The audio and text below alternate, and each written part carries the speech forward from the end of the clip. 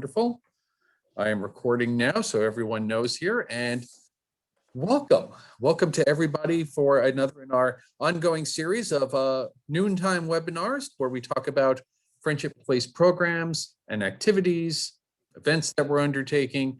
And this is a very exciting one because we are just now really getting into how we're doing more in the way of advocacy as an organization. And we have Lynn Amano, who has been with Friendship Place a little more than 3 months, I guess, at this point. So seasoned vet at this point. In fact, she's not only presented testimony, she's engaged with a lot of advocacy groups, really helped to advance the work that we're doing in that way here. Before we toss to Lynn, I'm going to toss to Jean-Michel to welcome and introduce us. Hello, Jean-Michel. Hello, thank you. Good afternoon, everybody, and it's great to have you online with us this afternoon. We are very excited about our more recent work on advocacy and community organizing. It's great to have Lynn on board. Lynn is off to a great start. We've already presented at the DC Council 3 times. That was yesterday, actually, and tomorrow again. Making the rounds, talking to all the right people in the city, and we are hoping to influence the process and be a voice, more of a voice in DC than we have been in the past. So we are also counting on all of you as constituents, all of you who live in DC. Your voices are the most important ones, so please speak up and be heard. The city, I think, is doing a great job in many ways with, for instance, family services. But we have made a commitment in our most recent strategic plan at Friendship Place to focus now on the development of services for single adults that you will hear about. We are, of course, working on LGBTQ inclusion and anti-racism. And we would also like to advance our wonderful job first or employment first model that we think could be of great benefit to the city during and post-COVID. So I'm going to turn this over to Lynn, who is going to give you all the detail on this. Thank you. Lynn, to you. And Lynn, I'm going to make you the host now. So you'll present your screen. I'll reclaim host privileges at the conclusion. Let me just find you here. Where are you? There you are. You're right there. Okay, you're right at the top. I'm looking down alphabetically through the L's, but it defaulted you to the top. It must have known. So Lynn, I will make you host. And again, as you see people who are in the waiting room, if you could just admit them. I know that's a little bit of a distraction. I don't know why I set it up with the waiting room, but somehow I did this time. So Lynn, you are now the host, so I'll mute myself and allow you to present whatever PowerPoint you'd like to present, and then we'll have time for questions. Great. I will share my screen. Hold on. Let me see. Share my screen. And I have a little slide presentation for you, but it's not super long. And for those of you who have seen a presentation before, I see some familiar faces. So many of you may have seen it. There's a few slides that overlap, but for the most part, it's pretty new. So hopefully not too boring for the rest of you. So, right. So as Jean-Michel mentioned, I am the new advocacy and community organizer at Friendship Place. And I've been here, as Chris said, since the end of November, so a whole 3 months. But we've had a lot of cool activity in that time. And so this is just a little bit of information about what we're doing, why we're doing it, and what we're working on, and some information about how you guys might want to be involved as well. So we're doing advocacy, as Jean-Michel mentioned, partly it was something that came up in the strategic plan because it's very important to our functioning as an organization. We really have to work with the government departments on a day-to-day basis, and also we have to make sure that we stay funded at a level that allows us to do what we want to do. Also, something that people don't know is that the elected officials really rely on people like us who are experts in whatever field that we come from to help educate them about how to vote on issues and legislation when they come before them, because they can't be experts on everything. And so that is just a significant role that we have. And the other thing is that the advocacy that we do helps connect those elected officials with their communities. So they're able to build relationships and have that real understanding of who it is exactly who they represent. And, oh, trying to admit people, okay. So this is just actually from 2019, and you guys might have seen this, but so this is the portion of our funding back in 2019 that came from the DC government and from housing, DC and federal government, including housing and urban development. And this is just a list, most of you are probably familiar with these programs, of some of the programs that we have that depend on the relationship and also the funding from the government. So this is what we're currently working on right now. So from February 22nd to March 5th, we have, as Jean-Michel mentioned, been giving testimonies. We are participating with the council members in their oversight hearings. So the council members have oversight based on the committees they serve of the different departments of DC government. And we testified yesterday to the Department of Human Services and DCHA, which is the DC Housing Authority. And Jean-Michel will be testifying again on Wednesday in regard to the Department of Employment Services. Also, concurrently, the mayor is currently working on her budget, which this says it was supposed to be submitted by March 31st. She's actually updated that to request that it be submitted April 15th. But that's currently in development, so that's something that we're working on also. We have also been having some just general council member meetings so that the council members get to know who we are as Friendship Place. Even though we are a significantly sized organization in DC, it's amazing how many of the individual council offices don't really understand who we are and what we do, and then raising that profile. And it's also relevant because they have a staff that provides constituent services, and sometimes they may want to access services that we offer as well. And this is just another mention about the oversight hearings. And this just talks a little bit about some of the things that we were talking about in our testimonies. Those should be available to watch on the council website, and we can forward that link for anybody who might want to see them. So this is just a little bit about what I'm doing at Friendship. We are working on building coalitions with a lot of other organizations who share our interest in ending homelessness in DC.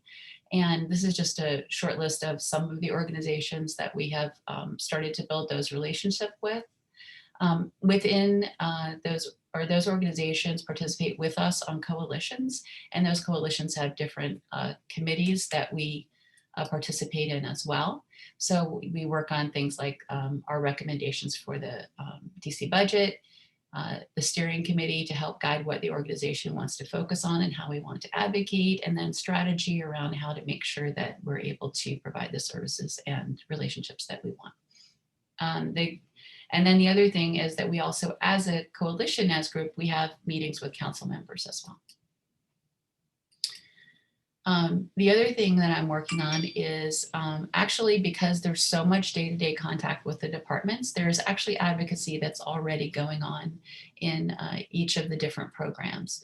And these are just two examples with the DC Interagency Council on Homelessness, or we have regular provider meetings with the DHS. And the last thing is organizing. So like the other half of advocacy and community organizers, community organizing.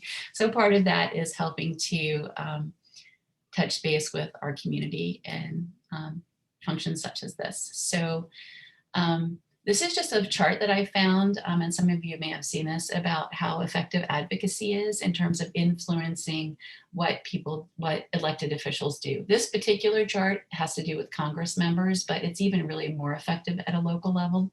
And just as an example, this says, and I apologize because when I cut and pasted it, I got rid of the key that tells you what these are. But this is, the dark blue is actually saying that that particular event had a significant impact on the decision that the Congress member made. And then the lighter blue is they had a slightly less impactful, but had some impact on the decision that they made. So for example, an in-person visit from a constituent impacted that council member who had not, somebody who had not made a firm decision about something, about this is 97% of the time it had some sort of impact. So that's one of the reasons that the advocacy is so important to what we do. And this was just a good excuse to post this lovely picture of President Obama visiting us at the breakfast. But also the point is that it really is true that elected officials listen to the voices that are raised, and that's why it's important. So the last piece is that since we have started to coordinate advocacy within Friendship Place and with our supporters, we have created an organization called the Friendship Action Network. And the idea is that this is an opportunity for people who are interested in assisting us in the advocacy to participate. It's a way that people can stay informed about what we're doing. I'm going to be sending out sort of regular, probably bi-weekly updates, because stuff doesn't happen so fast that it needs to happen weekly. And then probably something like a monthly action-oriented opportunity for people to be involved in helping support us. So this is the link to sign up. It's a Google form, and I will send you a welcome letter once you're signed up if you're interested. And there's lots of great reasons to do it. You can really help us expand our reach in ending homelessness. It should be really low key and easy to participate in, and I promise not to flood you with emails. And you can be connected with other people who are as interested as we are. And the other thing is that when you start doing advocacy, you really get to know your elected officials better. And that kind of advocacy applies to all areas of your life. So it's not just with Friendship Place that you would be able to have an impact. And you get to do it with other fun people like us. So that's pretty much my presentation. I will unshare my screen. I shall reclaim host. Oh, thank you. Will Okay, that well, automatically unshare my screen? it appears not. So let me hold on. Okay. Thank you. Oh, wait, I found it. Okay, there we go. Sorry. I thought it would automatically. No, now I've learned something. Well, thank you, Lynn. This is very, very interesting. And this is an opportunity, really one of those hands-on opportunities for our friends and people who worked with us to have an impact in the work. Can we get the link in the chat? I have a question here about getting the link in the chat, or email it afterwards. We can certainly email the link out to folks afterwards. Rebecca, we can make sure we send that out to you. This is really an opportunity for us to have a significant impact, even beyond the very significant work we're doing as direct service. It really has that leveraging opportunity. And, so we're inviting everyone here to be a part of this, because that multitude of voices, as Lynn has mentioned, really does have an impact in what council members are doing. I'm admitting someone in the room here. So this is an opportunity for all of you to ask questions, and I certainly have a few of my own I can get us started with, but really this is a chance for you to see what you're looking to learn about our advocacy work. And Jamie, I know you're in the room, so as our chair of the advocacy committee, I may call on you at some point to make your own share your own thoughts on this. But I guess I will start. And Lynn, what have you found in your conversations with some of the council members in the offices have been areas where we've been able to be helpful to them? So there's a number of ways, actually. I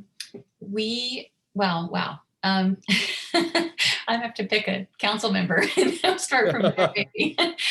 So in some cases, council members, so we meet both with council members and with staff, right? So, and really, for people who are used to doing advocacy, they're aware that staff is sort of really where the rubber meets the road. The council member's job is just to sort of collect information or have that social contact. But the staff members really help inform the council member on positions that they might want to take on policy or information about budget and those kinds of things. Very recently, we had met with Benjamin Davis and Council Member Nadeau's office, and he was doing the oversight hearing for DOES and DHS. And they look to providers like Friendship Place to help them come up with ideas and questions that they should ask in their oversight process. So they actually requested from us to help come up with some questions and some suggestions about maybe solutions to challenges that we might be having with DHS or DCHA. So that's one type. Another thing is to help the council members, as I mentioned before, there's an educational piece. So letting the council members not only know sort of current state and statistics and things that we might be more up on than they are regarding the current point in time count or the number of people who need access to job services or things that we, because we are actually in the field, might know that they might not know. So there's that piece. Another thing is just sort of in a broader sense, a number of our council members and staff didn't realize the services that we have at Friendship Place. And in some cases, they have homeless individuals in their district, or there are people who come to, a lot of people approach their council members when they have a problem that they don't know how to solve. And there's a constituent services person in the office. And so if somebody sees a homeless person, they might call their council member to say, how do we handle this situation? And then the constituent services person needs to know that information. So they can talk to us and they can say, well, where is it you guys have street outreach versus another organization has street outreach, for example. Or if it's a youth, we have a street outreach program district-wide, and they may not be aware of that, because some of the council members, the impression is that we are only providing services, for example, in District 3, even because a lot of our, a lot of what we do provide is located there, but we do have our employment services, our veteran services, our youth services, which are area-wide in some cases as well. That is a good point. And I know that the council members, in general, we are fortunate in the district to have a very caring group of council members, I guess is, how I would say that. But they're balancing the needs of the people who are in desperate need, people who are struggling and on the street with the interests of their constituents. So it sounds like we can provide by making a council members teams more aware of what we have in terms of services, that is some place where we can be a big help to them, which is great. Are there issues in particular that are of interest to council members, particularly say how we allocate budget? I mean, how are they feeling about what are they expecting the mayor's budget to look like? Or is it way too early to even imagine what the mayor's budget might look like? Well, actually, I want to say a week ago or so, the office of the mayor, executive office of the mayor, they did actually a budget presentation, so to speak, where they kind of did some general information to the public about the budget. They have not released their budget. The expectation is it will be actually officially released now, April 15th. So it is early, but what is happening is the council members are currently writing letters, and I just read 2 of them yesterday, actually, one from council member Robert White, and actually they might have been both, it might have been both Robert White and Trayon White's letters that they wrote to the mayor with their requests for what they would like to see in the budget. So there's a list there. And in both cases, they're pretty supportive of what we do. So part of what the coalition has been working on is conveying to the council members what we would like to see in the budget. For example, $96 million in permanent supportive housing to help address the current level of need. That's not addressing what might happen post-moratorium, but that's just actually people we know that probably need permanent supportive housing now. And part of that process is us that, behind the scenes, the coalition's work on assessing and coming up with those numbers so that we have a sense of what it is that we want to ask for. And so for example, I know for sure in Trayon White's request, he actually had that number in what he requested from the mayor. And there's a range of what council members want and expect, both in the budget and from us, from an organization that works on issues that, like some of the more progressive council members, I would say, our issues are more central to what they want to see happen. And then with another council member, it might be, supporting small businesses. That's more central to what they want to see happen. So all of those things being the case, obviously the mayor's job is that she's going to balance the requests from all of those interests. And one of the things about informing the council members so that they inform the mayor that those are priorities is that we want to make sure that our voice is there present loudly enough to counterbalance, other voices that are there in terms of what we would like to see happen as a community. One thing that was interesting, and again, please, by all means, anyone offer questions up in the chat. I certainly have others that I could be asking, but it's more valuable to hear the questions that you may have. But I'll move on with my questions in the interim. You mentioned about how to balance those needs of different constituents, whether it be businesses or those who are in need that we serve at Friendship Place. There was an interesting opportunity in terms of, was it bridge funding last year into early this year, funds that were being provided to hotels and restaurants that might have been able to be leveraged essentially twofold. Can you speak a little bit about what those opportunities were? Right. So when I first started, I immediately got connected with the Way Home campaign, which is a coalition of organizations actually working primarily to end homelessness for individuals, sort of offered as a balance because the feeling was that there was a lot of advocacy that had already been and progress that had been made in ending homelessness around families. So as part of that process, just, sending, or I guess requesting from the mayor how some of the emergency monies that were coming in were going to be used, as well as our emergency funds that we had in DC. So there's like there's potential access to emergency funds that can be leveraged.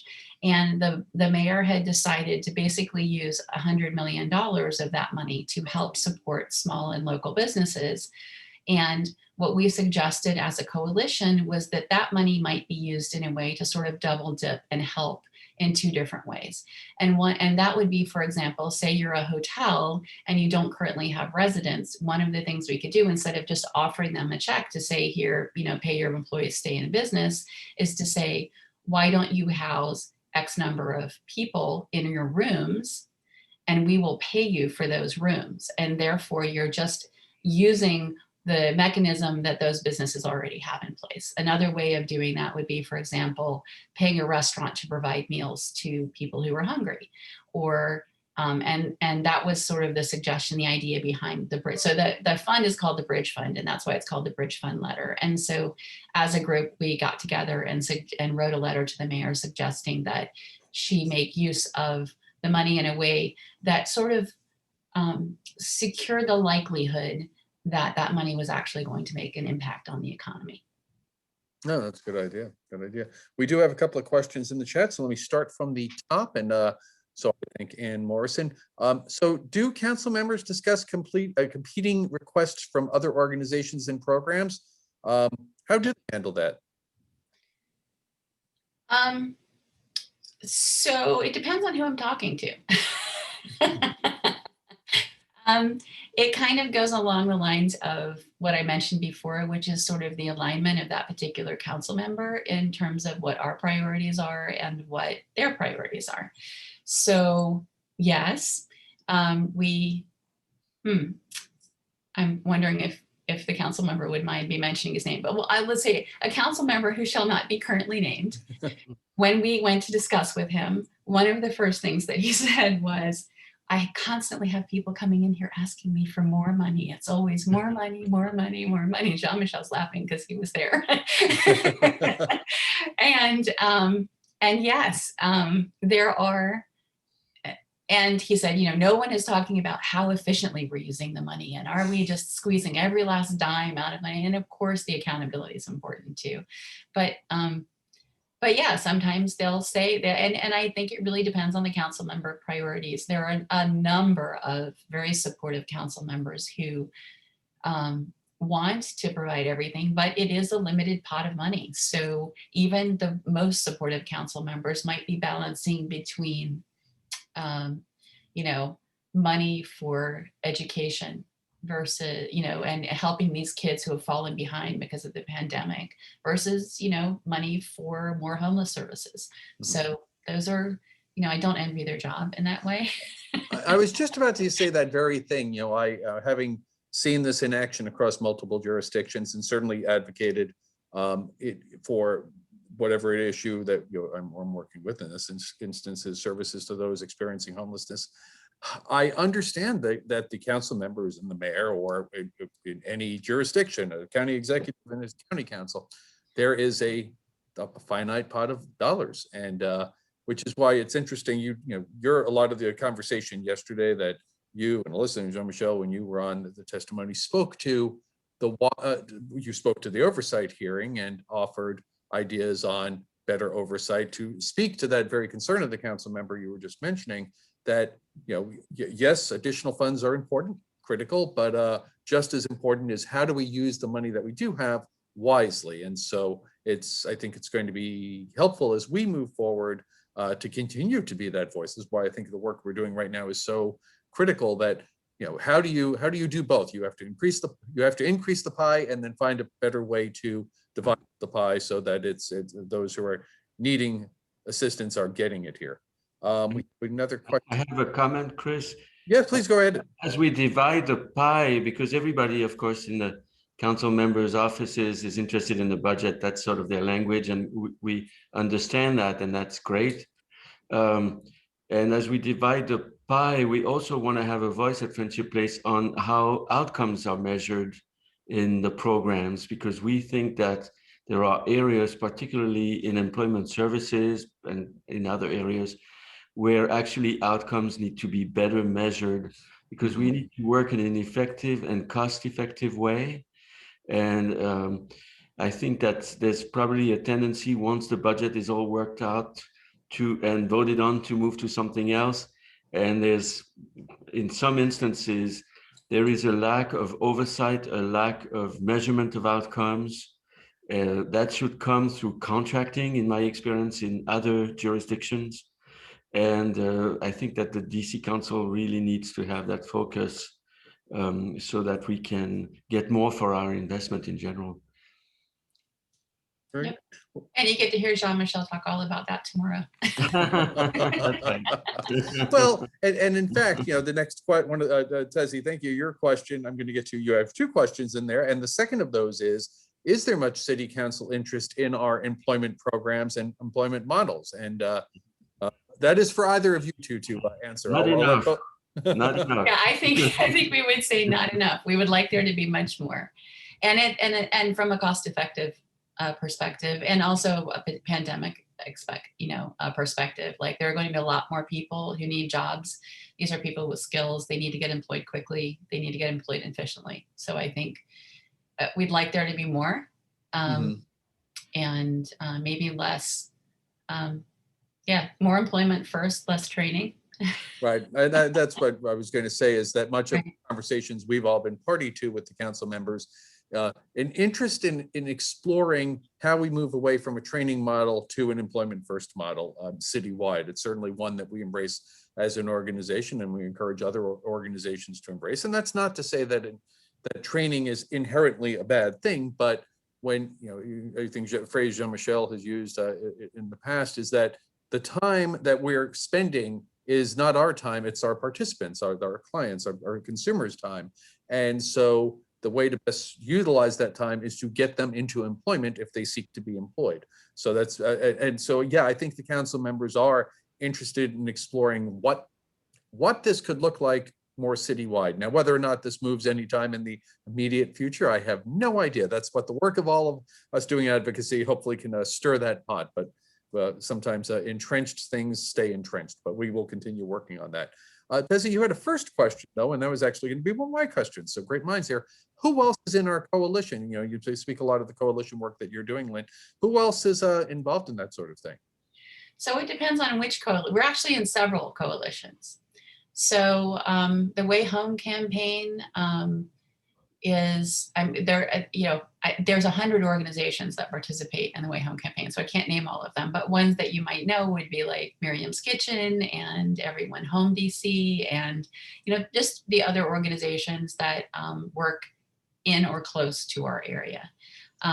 And then we're part of another coalition that was on that list actually, which is the CNEHD, which is the Coalition of Nonprofit Housing and Economic Development. And that is actually a much broader coalition that has everything from nonprofit providers to developers, to small businesses, to it's like a much broader spectrum group sort of working on dealing with affordable. I participate primarily in the affordable housing more than economic development. They actually have, it's funny, they actually have a workforce training group as well, which I attended, but found it was all training oriented and definitely not employment first.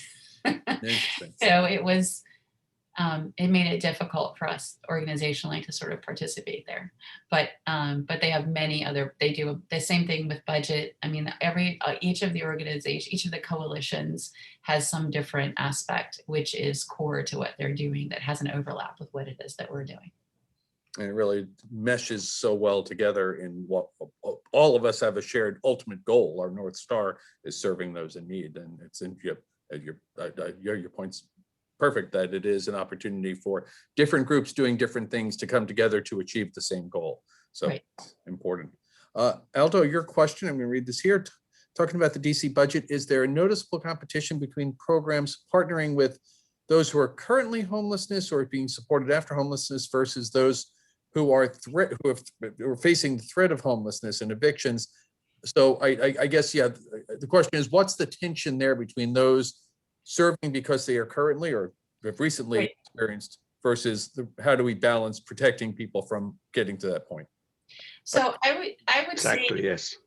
Yeah, I would say it's there, but not as much as you would expect, because the new money that's coming from the government is really designated, like the emergency pandemic money is really targeted at preventing homelessness rather than addressing homelessness. So there's kind of like a split in the budget. So we can't really touch that ERAP money, although we of course want to make sure that it prevents homelessness, which is part of what we want to do too. But the upside of that is that the offset is that in theory, because there's that pot of money there to address threatened homelessness on the one side, we have more flexibility with the other money to address existing homelessness. And part of that testimony push that I made yesterday was the idea that we want to address the currently homeless population before we have a new wave of newly homeless population once the eviction moratorium wears off. Hopefully the ERAP money and the new emergency money that's coming will help prevent there from being a huge wave of that happening, but we really don't know. Like, we know that 40-some thousand households in DC are behind on their rent. So it could be pretty bad. But there's a lot of money. So, we don't know how far, nobody knows how far behind those people are on their rent. Like, they might be, there's different organizations that are working on estimates of how much they think it might be, $1,000, $2,000, $5,000, and seeing what the different scenarios are. But really, until the eviction moratorium wears off and people start making those claims, we're not going to know for sure what that number is. Very good, thanks. Next item up in the chat. Can we talk about the COVID housing assistance program and the singles shelters? So I can talk about that if you'd like, Lynn. Okay. I just wanted to give an update because it is part of our strategic plan to, as I mentioned earlier, work on developing more services for singles.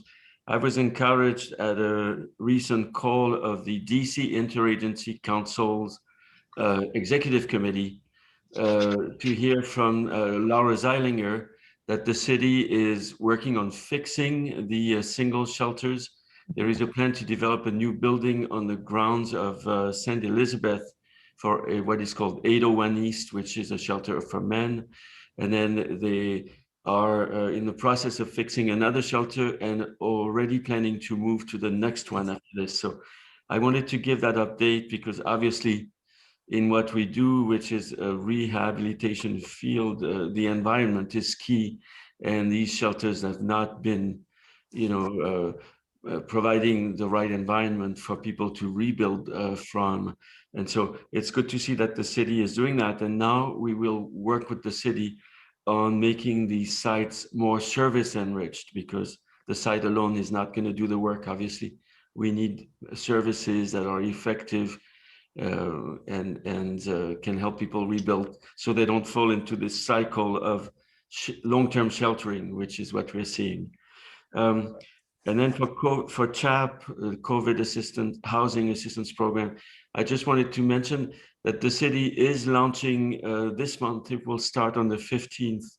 This COVID Housing Assistance Program, we have 200 million from the federal government to spend at least, but we could ask for much more money. We will need whatever amount we ask for as a city. We will have to have 65% of it allotted by September of this year. And this will help the many renters households Lynn has just mentioned. It's estimated that it's above 40,000 households in rent arrears. It will help with prevention, which is good, help them stay in place. Just wanted to offer also a number.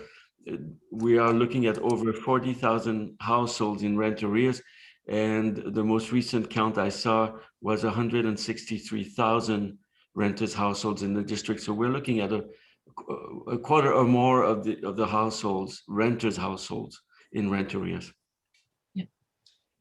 Yep. Yeah, and that's the emergency. The 200 million was the first of that emergency money that I was referring to. Yep. Thank you, Lynn. Yeah. Very good. Richard, our esteemed AIM Hire colleague, asks, what opportunities are there to work with city council members on collaborating with employers and business leaders to embrace employment first? And I think the second part of this is a very interesting part of the question. Hiring our participants. I mean, what leverage might our friends on the council have in terms of businesses within their district to help encourage them to bring on board people we serve through AIM Hire or any of our employment activities?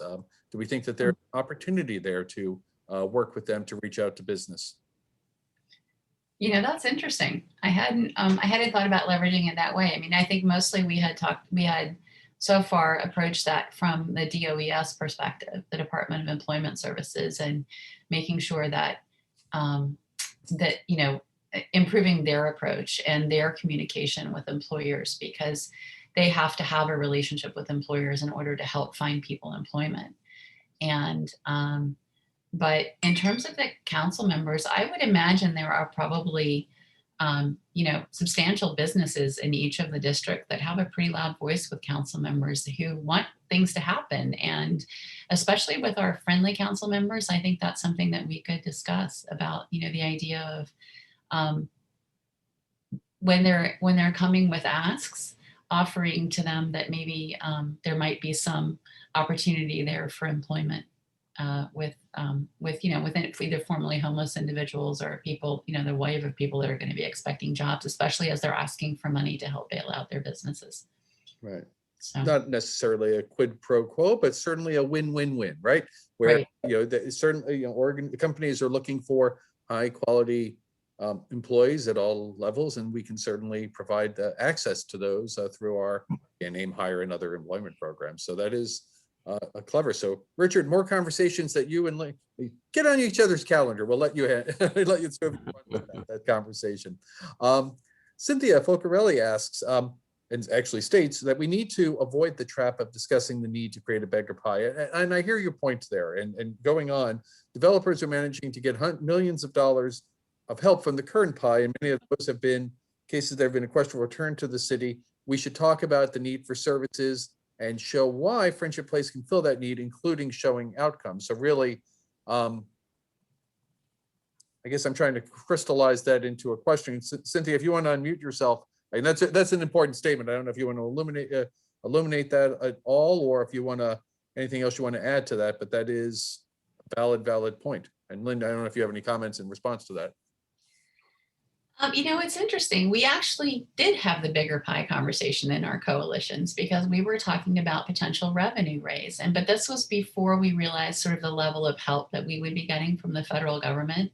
So that talk has now quieted down. it is, but there is that piece of it. And also part of that, dealing with the developers making money is this idea of either helping the mayor enforce or making sure the affordable housing is a component of the profits that these developers are able to take away from what they're doing. And so, so that's definitely a piece of that as well. I'm not completely clear on the how Friendship Place's services fit into the tie-in to the previous statement. So if you'd like to clarify that, I'd be happy to.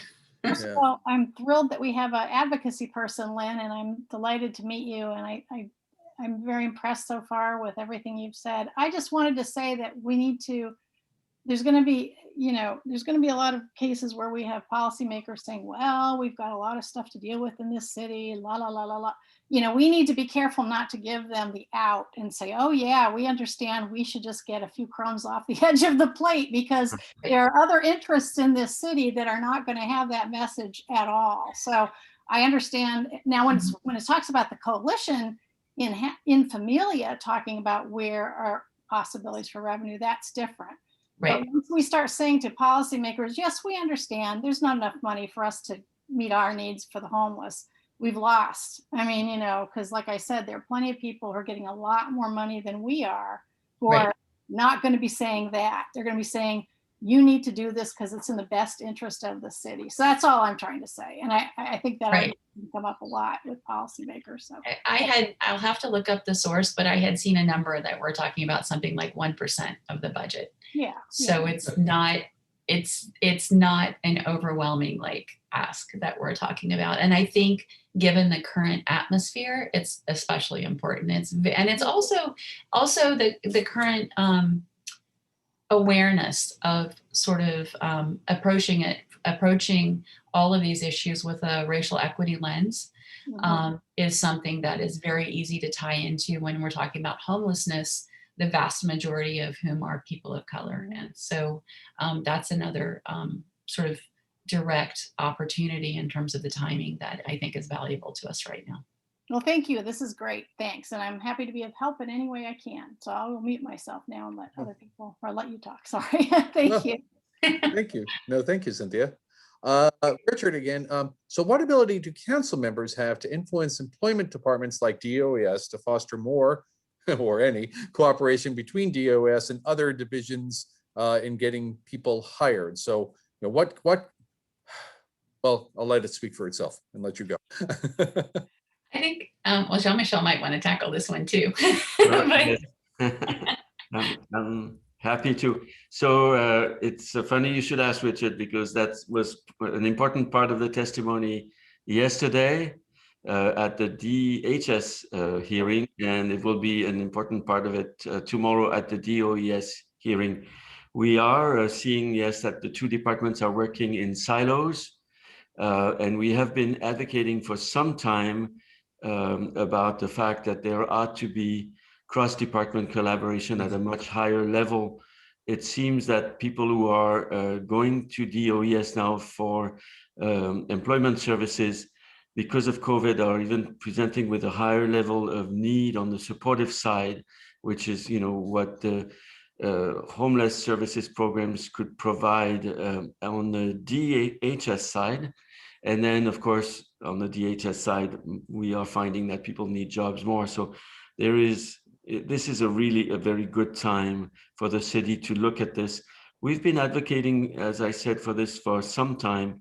I've even said that we should have a homelessness czar who would have authority from the mayor to have department heads sit together at the table, because we have been having conversations on the DHS side for several years about the fact that employment services should be central in the work DHS does on the homeless services side. So we'll continue these conversations. We're hoping to be heard. And tomorrow, Richard, you'll be happy to know we're also going to call for DC to become a job first city. So we'll see what we get on that. We're moving us there. Yes.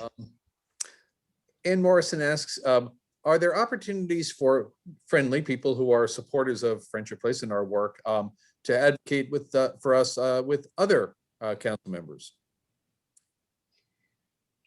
So yes, I would say, and I see you have Mary Shea up there. And we have several actually very, I think that Louis George is, has been very supportive and very friendly, as well as Councilmember Henderson.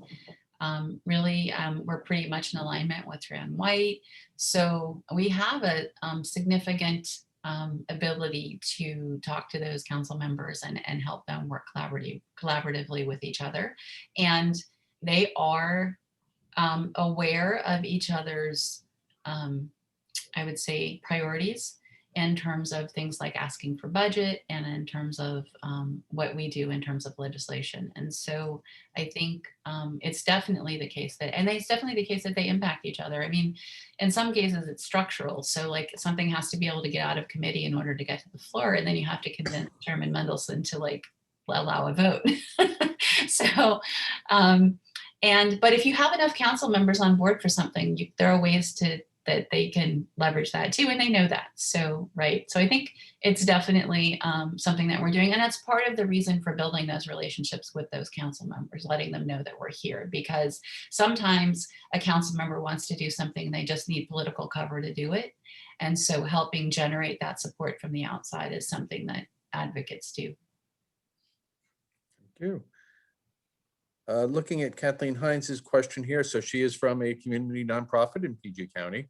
And how can we assist with providing housing options to those in need? And Kathleen, I'm gonna, if you don't mind unmuting yourself, just I don't want to misstate what your question is, but I was hoping you might be able to illuminate that a little bit if it's okay. Are you there?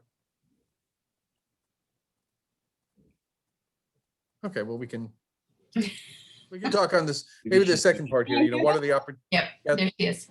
Oh, Kathleen, you're there. Yes, sorry about that. No worries. Yes, we are a community nonprofit providing housing options and supportive services to the underserved populations. And I'm just wondering, as a home share program, which we are providing those services, I'm just wondering how, I would partner with Friendship Place on helping to assist those in need of housing and supportive services. Because I know Friendship Place is basically a DC-based organization. I'm wondering, because I'm PG, does that exclude me from, providing those services to those in need of housing? Or is there a certain criteria to be able to provide those services? I'm not sure. Well, I can speak to that. Well, thanks for being with us, Kathleen, this afternoon. Actually, Friendship Place is a regional services organization. In Prince George's County, as in the other 7 counties around us, we provide rapid rehousing for veterans, and in some county, a partial subsidy program, all funded by VA. But we also provide these employment services we talked about throughout the region, wherever people need to find jobs, because it's privately funded. And so we can go over city limits. For the Housing First funding that we have, that sounds similar to some of what you do, that is to be spent in the city. So it's for city residents, so that we can't cross over the city lines. But we can certainly collaborate, and we can introduce you to the folks who are in charge of our Veterans Division, for instance, because I think you could do a lot of good work together. And then, the folks at the employment program, for instance. Thank you. We're coming up on time. We still have about 8 minutes left. And I was wondering, Kathleen, were you still saying something? I'm sorry, I can't tell. I was going to ask another quick question, but if you're— Go right ahead, please, sorry. I was just going to say, on the same note, because I am a small community nonprofit, are there specific grant opportunities that, in what relates to the housing and supportive services, that small nonprofits like myself can partner with Friendship Place on specific opportunities, just in general? Do you all— Typically, Kathleen, we've not typically partnered with other providers on grants, which doesn't mean that we're not open at some point to doing that. One of the grants I'm thinking about, and the application is going to go in on the 8th, is from Department of Labor, and it's for employment services for veterans. We are applying, and so we could tell you more about that also, and about the veterans you meet who could benefit from these services. But typically, we've not submitted a grant application in partnership with another group, pretty much just because it can make the funding a bit complicated. But we partner with many groups on the other hand. We have MOUs with many different groups in the region, of course, and we help one another by sharing services and support. So some other potential conversations. Oh, and John Reed is, I just opened the chat here, I'm sorry. Kathleen, if you'd like, feel free to reach out to me to discuss more about applying in your area. And Kathleen, that address is sread, S-R-E-A-D @friendshipplace.org. Thank you, Sean, for reaching out and sharing that. Much appreciated. We are coming up approximately 6 minutes to go. I did want to, we have a board member who is chairing up our Education and Advocacy Committee. Jamie, I don't want to put you on the spot too much, but I'd like, at the very least, if you said hello and talk about what you might want to do with that committee going forward. So Jamie, if you're still there. I am here. Thank you. So just wanted to introduce yourself, maybe introduce what you're doing with the committee or what you think you might do with the community, even high level. Sure. The committee has been quiet for a while, and so we are looking at ways to energize it and to make it work in partnership with what Lynn and Jean-Michel and other staff are doing. And that's really in the works, so I don't know that it makes sense to talk a whole lot about it, but I would just say a couple of things that just come to mind from listening to Lynn and others talk here is when you're visiting council members, not as part of a coalition, but as Friendship Place staff, council members pay a lot more attention when one of their constituents is sitting in that room with you. And if we had ourselves organized to have a committee with members from the various wards of our city, and particularly in those places where we have programs, you could call upon them to join you when you're making a visit or when you're testifying. It's not always appropriate for a layperson to speak, but sometimes, depending upon their backgrounds, it can be very helpful. So that just immediately comes to mind, and we would need to be organized. We need to be organized to do that. And the other thing, I guess I would say, it's an education piece. I think if you have a committee that's functioning, we can help with our outreach into other wards. It was mentioned here, and it's certainly mentioned in our strategic plan, that we aren't as well known in other wards, the way in which we are in Ward 3. If we have a committee with people from across the wards, we can make connections with ANC, with the ANCs in other wards, with community organizations there, and kind of facilitate the conversation.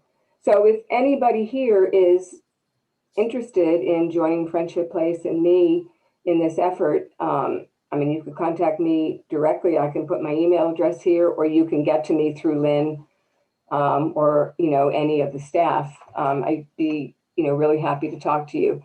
But we are having conversations. I am starting conversations with the staff about, again, how to revitalize the committee. Very good. Thank you. I know I put you on the spot. I appreciate you jumping on in there. Right. You took it, you ran with it. I appreciate that. So we are closing in. There was one last question that, Lynn, if you want to answer quickly, was would there be I lost the chat there. Would there be training? Do we plan on providing training programs for advocacy volunteering? So I'm going to let you answer that. So we haven't actually tackled that yet. I am more than happy as we move forward with doing advocacy work to talk to people one-on-one and work one-on-one with something like if there's a testimony or if there's an opportunity to talk to a council member. When I go in coalitions to talk to council members, and there are several people in the room, it's always a good idea to sort of plan in advance what the topics that each of you are going to tackle. The time is usually pretty limited. So it's definitely the case that people aren't, I mean, I'm not just going to be like sending people to their council members and say, go talk about stuff. And it would probably always be an accompanied kind of thing. So, so you always have backup.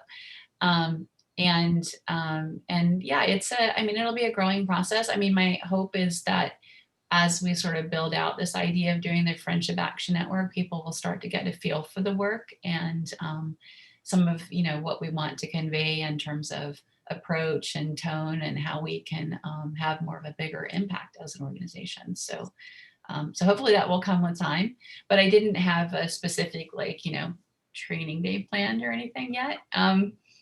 You know, if we have like a mass sign up, we might discuss something, doing something like that. So, yeah. Oh, good idea. So Lynn, I'll let you take a moment to say any closing remarks and then throw to Jean-Michel for some closing remarks. And I just have a housekeeping announcement to wrap up. I don't have much to say, except I appreciate the questions, and I'm really appreciative of all of your time. I know how valuable time is, and I'm glad that you guys came. And I hope that you'll join us in helping move Friendship Place forward. And how about Jean-Michel? Over to Jean-Michel. Yes, well, thank you all again for being on the call today. Thank you, Lynn, for a great presentation and all this great work you're doing. We appreciate it. 38 people on the call was what we peaked at today. So that shows the level of interest in our community for community organizing and for advocacy. There is a lot going on, as you can tell. So please get involved, contact Jamie or Lynn and get started. Thank you so much for your support. We appreciate you. Thank you. And thank you, Lynn. Thank you. Just a quick housekeeping. I just spoke about this earlier today with the person in question, Chris Kennedy, who oversees our LGBTQ task force. He has expressed a willingness to do one of these, a briefing 3 weeks from today on our LGBTQ work. I don't believe he's reached out to his co-chair yet, so for now, keep it a secret, I guess. But I think that if all according to goes to plan, we should have that as our thing 3 weeks from today. Sean Reed points out properly that we're starting our anti-racism training session again. We did a 4-week session in the fall. Yeah, fall, early winter. I guess early winter more than fall. We're starting that session again on 3/17. So emails, etc., will be going out on that. But please, generally we've been doing those on the Wednesdays. So 3/17 would be the first one. We've been doing every other Wednesday after that. I think that is the calendar for this workshop series. Noon to 1:30. Sean, unmute and contradict me if I'm wrong on that timing. But yep, noon to 1:30. He said to me in the chat. So if you want to save 3/17 and then every other Wednesday after that, till you get to 4 Wednesdays from 12 to 1:30, we will be doing our anti-racism training that really was well received the first go around. Hopefully it'll be just as much the second go around. Obviously we'll send out more emails, but just as something you to mark on your calendar. So again, thank you everyone for being a part of today. And I hope you all have a good rest of your day and the rest of your week. Great. Thanks everyone. Thank you.